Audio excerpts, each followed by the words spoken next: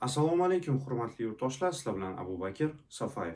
Ushbu video roligimda Zoltay Koronadagi qarzlarni umuman o'chirib bo'ladimi yoki yo'qmi degan savollarga qisqa va lo'nda javob beraman. Bu birinchi savolimiz bo'ladi.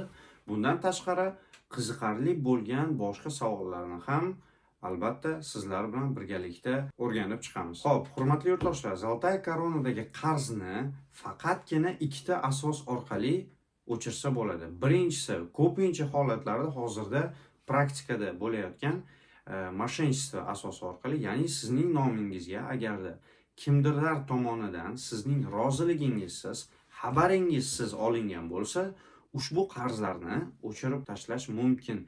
Chunki bu dogovorlar, bu qarzlar noqonuniy tarzda rasmiylashtirilganligi sababli, sizning roziligingiz bo'lmaganligi sababli, xabaringiz ham bo'lmaganligi sababli jinoiy ish qo'zg'atib, shuning qarorini asosida jinoyat alomatlari topilganligi sababli sizning nomingizdagi qarzdorliklar barchasi o'chirib tashlanadi.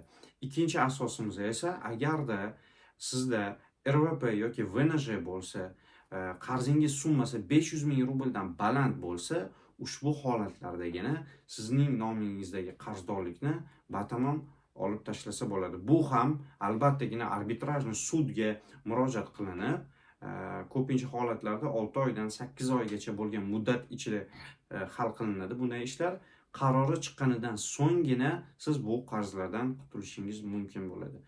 Bunday ishlarga albatta o'zingiz uchun arbitrajni advokat olishingizni tavsiya qilardim. Hurmat bilan, Abubakir Safayev. Videoga like bosing, kanalimizga obuna bo'ling. Keyingi video roliklarda ko'rishguncha rahmat.